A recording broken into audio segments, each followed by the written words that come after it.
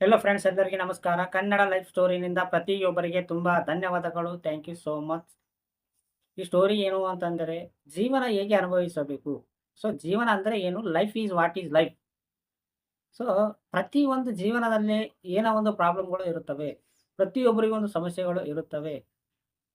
ನಿನಗ ಜೀವನ ಅಂದರೆ ಏನು, ಹೇಗೆ ಬದುಕಬೇಕು ಅಂತ ಗೊತ್ತಾಗಬೇಕು ಅಂದರೆ ನೀವು ಕೆಲವೊಂದು ಬಿಡಲೇಬೇಕಾಗುತ್ತೆ, ಕೆಲವೊಂದು ನೀವು ಅನುಭವಿಸಲೇಬೇಕಾಗುತ್ತೆ. ಅವಾಗ ನಿಮ್ಮ ಜೀವನ ಅಂದರೆ ಏನು, ಜೀವನದಾಗ ಬದುಕೋದು ಹೇಗೆ, ಈ ಜೀವನ ಬಾಳಬೇಕು ಅಂದರೆ ಏನು ಬೇಕು ಅನ್ನೋದು ನಿನಗೆ ಅರ್ಥವಾಗುತ್ತದೆ.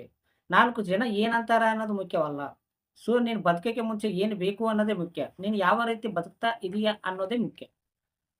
ಸೊ ನಿನ್ನ ಜೀವನ ಬಗ್ಗೆ ನಿನಗೆ ಫುಲ್ ಕ್ಲಾರಿಟಿವಾಗಿ ಅರ್ಥ ಆಗಬೇಕು ಅಂದರೆ ಈ ಸ್ಟೋರಿ ನೀವು ಪೂರ್ತಿಯಾಗಿ ಕೇಳಲೇಬೇಕಾಗುತ್ತದೆ. ತುಂಬ ಜನ ಹೇಳುತ್ತಾರೆ, ಪ್ರೀತಿ ಮುಖ್ಯ, ಪ್ರೇಮ ಮುಖ್ಯ, ಸಂಬಂಧ ಮುಖ್ಯ, ರಿಲೇಶನ್‌ಶಿಪ್ ಯಾವಾಗಲೂ ಇರಲೇಬೇಕು. ಸೊ ದುಡ್ಡು ಶಾಶ್ವತವಾಗಿಲ್ಲ. ಸೊ ಇಂಥವೆಲ್ಲ ಮಾತಾಡಿದಾಗ ಕೆಲವೊಂದು ಚೆನ್ನಾಗಿ ಅನಿಸುತ್ತೆ ಇದೆ ಟೈಮ್ ಪಾಸ್ ಸಲುವಾಗಿ. ಬಟ್ ಯಾವಾಗ ನೀನು ದುಡ್ಡಿಲ್ಲದ ಸಮಯ ನಿನಗೆ ಗಳಿತೀಯಲ್ಲ, ದುಡ್ಡಿಲ್ಲದ ಜೀವನ ನೀನು ಯಾವಾಗ ಅನುಭವಿಸ್ತೀಯಲ್ಲ, ಅವಾಗ ನಿನಗೆ ಜೀವನ ಅಂದರೆ ಏನು ಅನ್ನೋದು ನಿಮಗೆ ಅರ್ಥವಾಗುತ್ತದೆ. ಇದು ತುಂಬಾ ಜನ ಅರ್ಥ ಆಗಿರಬಹುದೇನೋ ನೀನು ಬೇಕಾಗಿದ್ರೆ ದುಡ್ಡು ಇಲ್ಲದವನ ಜೀವನ ಹೇಗೆ ಇರುತ್ತದೆ ಅಂದರೆ ಅವರಿಗೆ ನೋಡಿ ಕೇಳಿ. ತುಂಬಾ ಜನ ಹೇಳುತ್ತಾರೆ ದುಡ್ಡ ಶಾಶ್ವತವಾಗಿರಲ್ಲ. ಅಷ್ಟೇ ದುಡ್ಡು ಸಂಪಾದನೆ ಮಾಡಿದ್ರೆ ಸತ್ತಾಗ ಹುಯ್ಯಲ್ಲ. ಸತ್ತಾಗ ಒಯ್ಯಲ್ಲ. ಬಟ್ ನೀನು ಇರೋ ತನಕ ಮಾತ್ರ ದುಡ್ಡೇ ಇರಲೇಬೇಕಾಗುತ್ತದೆ. ಅರ್ಥ ಆಯ್ತಾ? ಯಾರು ₹1 ಸಹಾಯ ಮಾಡೋದಿಲ್ಲ. ಸಹಾಯ ಮಾಡಿದ್ರು ಕೂಡ ಪುಕ್ಸಟೆ ಸಹಾಯ ಮಾಡೋದಿಲ್ಲ. ಏನೋ ಒಂದು ಮನಸ್ಸಿನಲ್ಲಿ ಇಟ್ಟುಕೊಂಡೇ ಸಹಾಯ ಮಾಡುತ್ತಾರೆ. ಇದು ನೆನಪಿಟ್ಟುಕೊಳ್ಳಿ. ದುಡ್ಡು ಪುಕ್ಸಟೆ ಬರೋದಿಲ್ಲ, ಸುಮ್ಮನೆ ಬರೋದಿಲ್ಲ. ಇದು ನೆನಪಿಟ್ಕೊಳ್ಳಿ. ಯಾರಿಗೂ ಪುಕ್ಸಟೆ ಬರೋದಿಲ್ಲ. ನೀವು ಯಾರಿಗಾದ್ರೂ ಒಂದು ಭಿಕ್ಷೆಗಾರನಿಗೆ ದಾನ ಮಾಡಿದಾಗ ದಾನ ಯಾಕೆ ಮಾಡುತ್ತಾರೆ ಅಂದರೆ ಪುಣ್ಯ ಬರುತ್ತೇನೋ ಅಂತ. ಸೊ ಏನೋ ಒಂದು ಮನಸ್ಸಿನಲ್ಲಿ ಇಟ್ಕೊಂಡು ನೀವು ಗಿಫ್ಟ್ ಯಾಕೆ ಕೊಡ್ತೀರಾ ಒಂದು ಮ್ಯಾರೇಜ್‌ಗೆ ಹೋಗಿದ್ಮೇಲೆ? ಸೊ ನಿಮಗೂ ರಿಟರ್ನ್ ಬರುತ್ತೇನೋ ಏನೋ ಒಂದು ಸಣ್ಣ ಆಸೆ ಇಟ್ಕೊಂಡೇ ನೀವು ಹೆಲ್ಪ್ ಮಾಡಕ್ಕೆ ಸ್ಟಾರ್ಟ್ ಮಾಡ್ತೀರಾ. ಬಟ್ ಪುಕ್ಸಟೆ ಅಂತೂ ಯಾರು ಸಹಾಯ ಮಾಡೋದಿಲ್ಲ.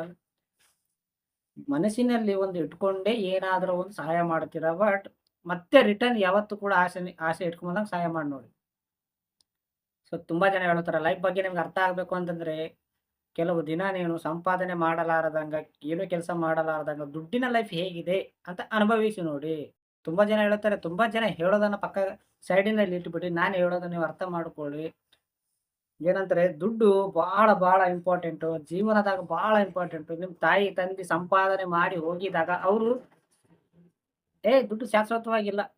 ದುಡ್ಡೇ ಪ್ರಪಂಚ ಅಲ್ಲ ಅಂತ ಅನ್ಕೊಂಡಿದ್ರೆ ಅವ್ರು ಏನು ಸಂಪಾದನೆ ಮಾಡಲಿಲ್ಲ. ಹಂಗೆ ಡೆತ್ ಆಗಿದ್ರೆ ನಿಮ್ಗೆ ಎಷ್ಟು ಕಷ್ಟವಾಗುತ್ತಿದೆ ನೋಡಿ.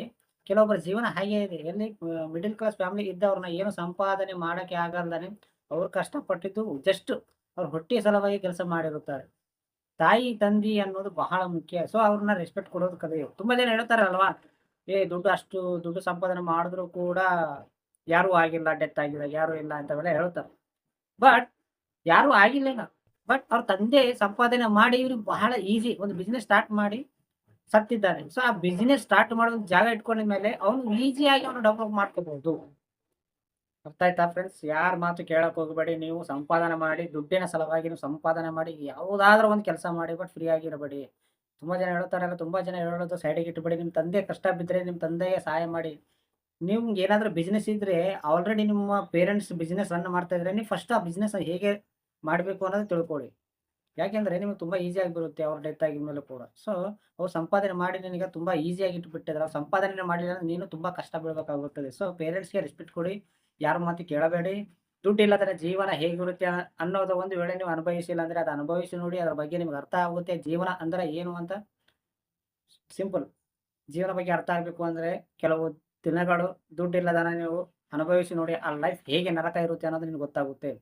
ಜಸ್ಟ್ ಟೈಮ್ ಪಾಸ್ ಸಲುವಾಗಿ ಮಾತಾಡುತ್ತಾರೆ. ಪ್ರೀತಿ ಮುಖ್ಯ, ಪ್ರೇಮ ಮುಖ್ಯ ಇವೆಲ್ಲ ನೂರಾರು ಪ್ರತಿಯೊಂದು ಸಮಯದಲ್ಲೂ ದುಡ್ಡೇ ಬೇಕಾಗುತ್ತದೆ. ನಿನ್ನ ಲೈಫ್ ಚೆನ್ನಾಗಿರ್ಬೇಕು ಅಂದ್ರೆ, ನಿನ್ನ ಉಸಿರು ಆಡ್ಬೇಕು ಅಂದ್ರೆ ದುಡ್ಡೇ ಬೇಕಾಗುತ್ತೆ. ಬಟ್ ಕೆಲವೊಂದು ಏನಂದ್ರೆ ಪ್ರತಿ ಜಾಗದಲ್ಲೂ ಅಲ್ಲ. ಕೆಲವೊಂದು ನೀವು ಎಂಜಾಯ್‌ಮೆಂಟ್ ಅನ್ನೋದು ನಿಮ್ಮ ಮನಸ್ಸಿನಲ್ಲಿ ಇರಬೇಕು ಅಷ್ಟೇ. ಅರ್ಥ ಆಯ್ತಾ ಫ್ರೆಂಡ್ಸ್? ಸ್ಟೋರಿ ನಿಮಗೆ ಅರ್ಥವಾಗಿದ್ರೆ ತುಂಬಾ ಧನ್ಯವಾದಗಳು. Thank you so much.